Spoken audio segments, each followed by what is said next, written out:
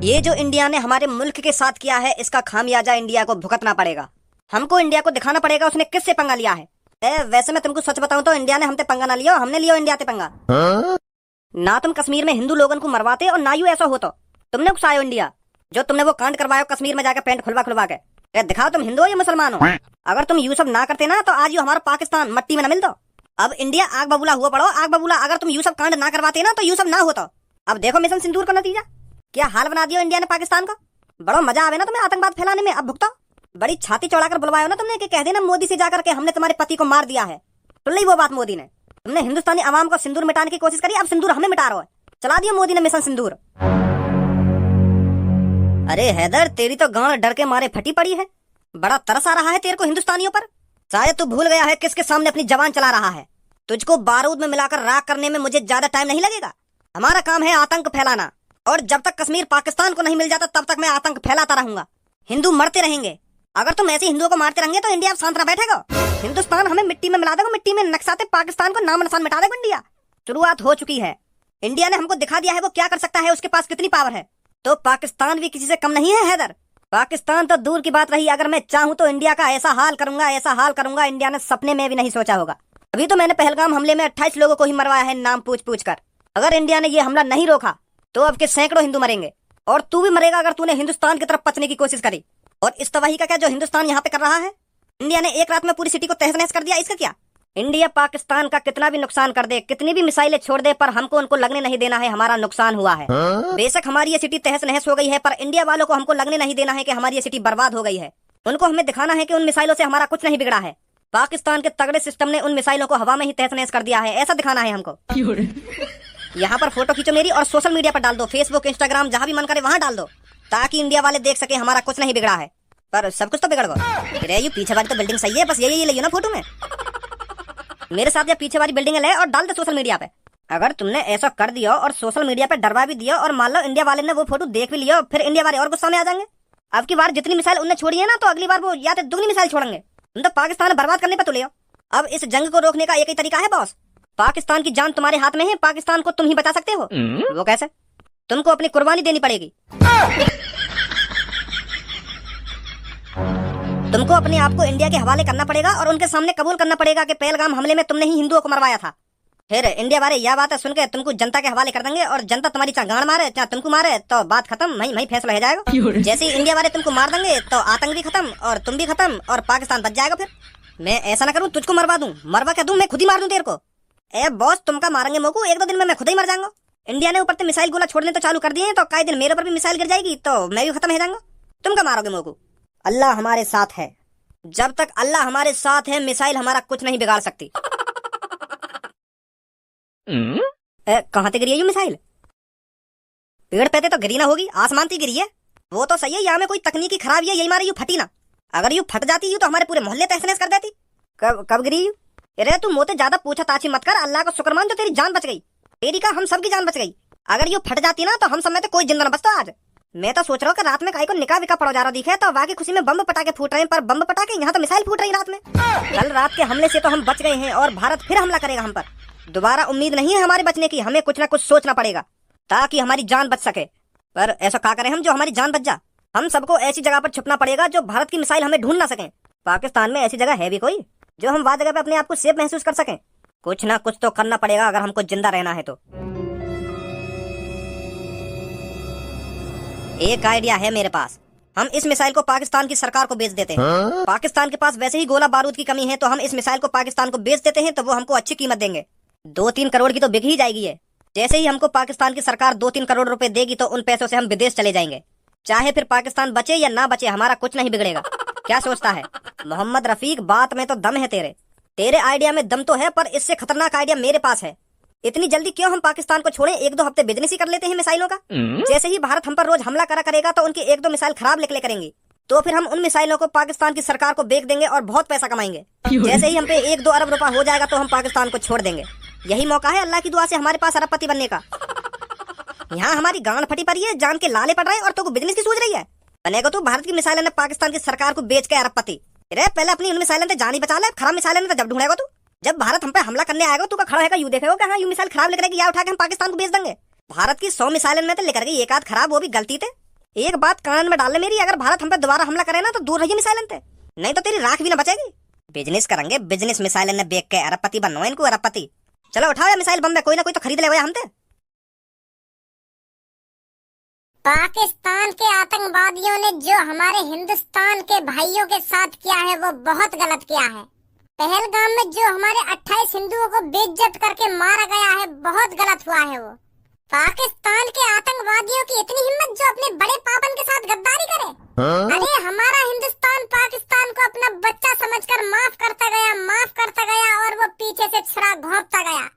अब की बार फिर उन्होंने हमारे 28 हिंदुओं को नाम पूछ कर मार दिया।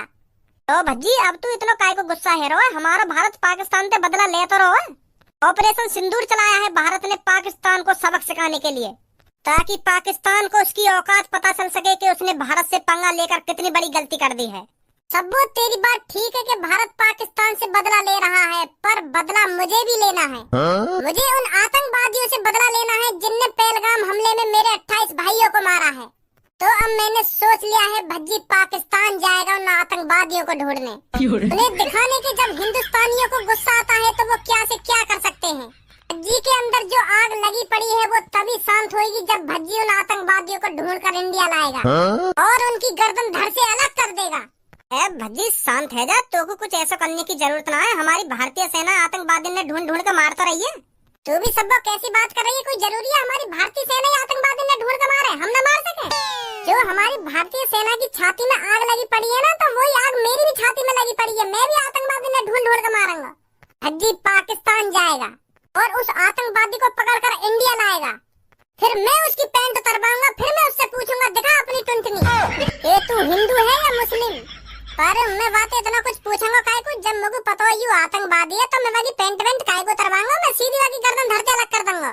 जब उस आतंकवादी की गर्दन धड़ से अलग होगी तब भज्जी उसके खून से नहाएगा, तब भज्जी की छाती की आग ठंडी पड़ेगी, समझी सबको? ताकि आतंकवादियों को पता लग सके कि भारत में भज्जी नाम का भी कोई रहता है जो पाकिस्तान में घुसकर आतंकवादियों को पकड़ के ले जा सकता है और हिंदुस्तान में जाके उसकी गर्दन धड़ से अलग भी कर सकता है। तब आतंकियों का हमला कम होगा, जब उन्हें पता चलेगा कि भज्जी नाम का भी कोई हिंदुस्तान में रहता है। भज्जी मोगू पता तू बहुत गुस्सा में, तू अंदर से आग बबूला हुआ पड़ो है, पर पाकिस्तान में जाके उन आतंकवादी ने ढूंढ कर लाना इतना आसान ना है जितना तू सोच रहा है। पहली बात तो पाकिस्तान में घुसना इतना आसान ना है। अगर तू बाई चांस कहीं ना कहीं से पाकिस्तान में घुस भी गया तो वहाँ से आना नामुमकिन है, नामुमकिन। तो पाकिस्तान की सेना ही मार देगी, तो वापस आन दे रही है फिर पाकिस्तान की सेना, तो आतंकवादी समझ के मार देगी वो। भज्जी को मारना इतना आसान नहीं है। तुमको तो पता ही है, मैं एक तरफ और 10-15 आदमी एक तरफ उनकी का भूख भरंगा मैं। जितनी मुंह में ताकत है ना उतनी 10 आदमी में ताकत ना, उन्हें मट्टी में मिला दूंगा मैं। वो बात तो तेरी ठीक है भज्जी, पर पाकिस्तान की सेना तोते लात घुसा से थोड़ी लड़ेगी। कैसे के हाथ में बंदूक होएगी, कैसे के हाथ में तोप होएगी, ऐसे लड़ेगी वो तोते। और तेरे हाथ में लौड़ा भी ना होएगा, फिर बता कैसे लड़ लेगा तू उनसे? सही ना कह रहा मैं सबको? हाँ सही कह रहा तू। मैं तो कोई सा सही ना बोल रहा, तुम सबकी गांड फट रही है, यही मारा मुझे रोकने की कोशिश कर रही हो तुम, पर मेरी गांड ना फट रही पाकिस्तान इनते। मैं छाती चौड़ा के पाकिस्तान के अंदर घुसूंगा और छाती चौड़ा के वहाँ आतंकवादी पकड़ के इंडिया में आऊंगा, समझा? जब सनी देओल छाती चौड़ा के अपनी सेटिंग ला सके हिंदुस्तान में, तो मैं वह आतंकवादी ढूंढ के न ला सकूं? तुम लोग सनी देओल के कम समझ रहे हो? फिल्मी दुनिया में और हकीकत की दुनिया में बहुत अंतर है, समझा? ए सनी देओल ले आया पाकिस्तान से अपनी सेटिंग है इंडिया में, चुप शांत बैठो रहे तो घर पे, तुम्हें कुछ करने की जरूरत ना, समझा? हमारे भारत के जवान सब संभाल लेंगे। भारत के जवान सब संभाल लेंगे, सब संभाल लेंगे। बस भारत के जवानों के भरोसे बैठे रहो तुम। घर पे बैठ के बस तुम बस गोदी मीडिया ही देखते रह करो, जो झूठ पे झूठ बोले जामे और बस झूठ पे झूठ सुनकर तुम्हारी छाती चौड़ी है जावे कि हाँ उनने वो कर दिया ना उनने वो कर दिया। इंडिया ने लाहौर उड़ा दिया, कि इंडिया ने कराची उड़ा दिया, कि भारत की सेना पाकिस्तान में घुस गई है, पाकिस्तान खत्म कर दिया, और तुम उन खबरों में सुन के छाती चौड़ी करती जाओ अपनी। जब तक मैं पाकिस्तान में न घुसूंगा तब तक कुछ न होने वाला, और मैं पाकिस्तान में घुस के ही मानूंगा, समझे? भज्जी लेगा बदला। मिशन सिंदूर तो चल ही रहा और वहाँ चला एक और मिशन चलेगा, मिशन भज्जी। हौसला तो बढ़ाना भाई मेरा, कि जा भज्जी तू पाकिस्तान में घुस के ढूंढ के लगा आतंकवादी है, मने कर रहे हैं, मने मनोबल और तोड़ रहे हैं मेरा गणत हट्टू। ए धनुआ मोक लगे भज्जी पागल वागल है वो दिखे, कहाँ तो यहाँ में एक संग आग सी लग गई इतनी। तुम जानो तो हतो भज्जी है, यू अपनी आंखन के सामने गलत हो तो ना देख सके, तो इतनी बड़ी चीज गलत है कि इंडिया में, तो वाह सुन के तो गुस्सा तो आएगी आगू। यही मारे आग बोला हेरो के मैं वो आतंकवादी ढूंढ के लाऊंगा, पाकिस्तान देना ढूंढ के लाऊंगा। ये मुझा के को कहाँ गयो यू, कहीं पता चले सच में पाकिस्तान पहुंच गयो। पापा मैं यूँ सोच रहा हूँ, मैंने आज तक जितना पैसा कमाया हो वहाँ का बिजनेस में लगा दूं। बिजनेस? किस तरह का बिजनेस? जैसे मॉल है वो या शहर में वैसे है भी ना आसपास मॉल, तो मैं सोच रहा हूँ मॉल खोल लूं।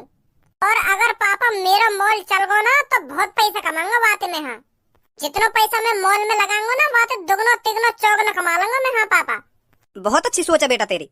अगर तेरे को मॉल ही खोलना है तो तेरे को अपने पैसे खर्च करने की क्या जरूरत है, मैं दे दूंगा तेरे को पैसे, जहाँ चाहे वहाँ मॉल खोलियो। ये देश है वीर जवानों का, अलबेलों का, मस्तानों का, मेरे देश के यारों, हाय हाय मेरे देश के यारों क्या कहना, ये देश है दुनिया क्या गहना। पापा तुम्हारा बेटा भज्जी आज एक मिशन पे निकलेगा, तुम मेरे लिए दुआ करो पापा कि तुम्हारा भज्जी उस मिशन को पूरा करके ही लौटे। कौन से मिशन पे चल दिए तुम नवाब, और कौन ने दे दी तुमको मिशन? मोको काय ने मिशन न दिया, मैंने खुद अपने लिए एक मिशन बनाया, वहाँ पूरा करने जा रहा हूँ मैं। कैसा मिशन? जो पापा पहलगाम हमले में हमारे 28 हिंदू मारे गए थे बेइज्जत करके, उनका बदला लेने जाएगा भज्जी पाकिस्तान। उस आतंकवादी को पकड़ने भज्जी पाकिस्तान की सीमा के अंदर जाएगा और उस आतंकवादी को ढूंढकर भारत में लेकर आएगा, ताकि हमारे मोदी जी उस आतंकवादी का स्वागत कर सके, उसे बता सके कि उसने किससे पंगा लिया है।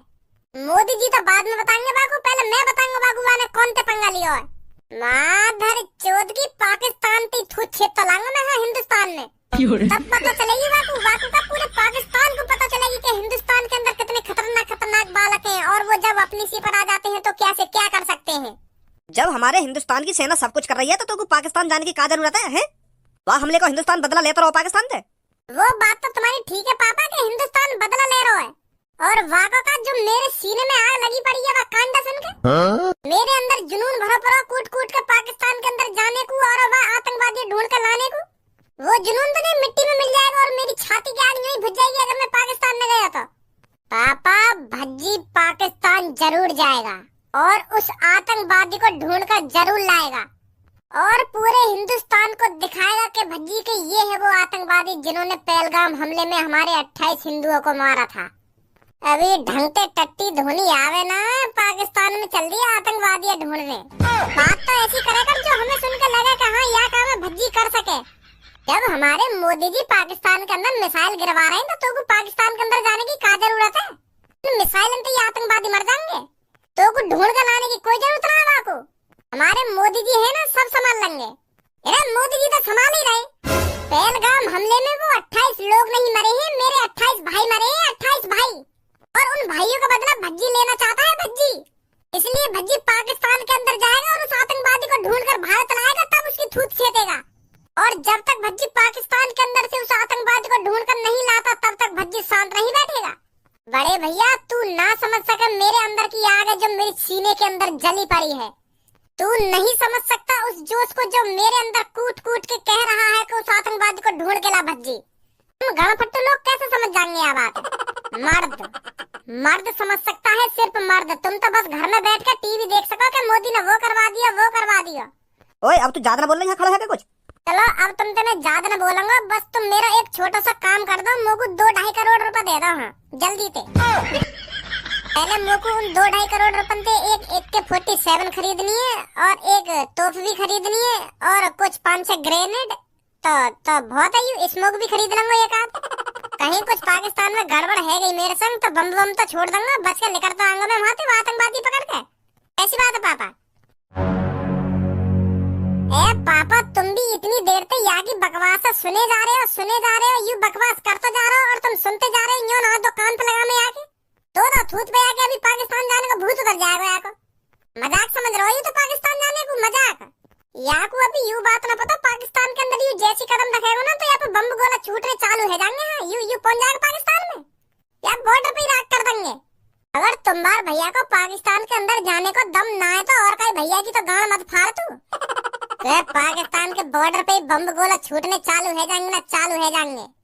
अरे तेरी तरह कमजोर दिल का नहीं है भज्जी, और अब भज्जी ने सोच लिया है तो पाकिस्तान के अंदर जाएगा भी और उस आतंकवादी को पकड़ कर लाएगा भी, समझा? और अब तुम मेरी बात समझ ले, चुपचाप या कमरा के अंदर से बाहर निकल जा, तुमको अभी 2-3 करोड़ रुपए दे दूंगा मैं। ऐसे मत कहो यार पापा, हैं मैंने बड़ी मुश्किल से तो पाकिस्तान में जाने की प्लानिंग बनाई है, और तुम यहाँ सपने पे हैं पानी फेरे जा रहे हो हैं। तुम्हें पता है मेरी छाती के अंदर कितनी जोर की आग लगी पड़ी है, कितनी गुस्सा आ रही है मुझको वाह बातें सुनकर, जब हमारे 28 भाई मरे हैं उनका बदला ही तो लेना चाहता है भज्जी। है पापा, दे दो 2-3 करोड़ रुपए।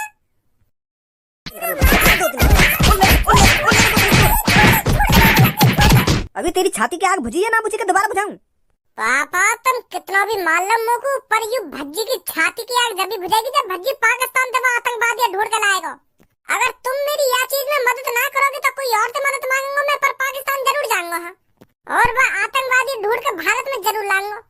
कोई नहीं रोक सकता भज्जी को पाकिस्तान जाने से। कैसे पागल है वो एकायू।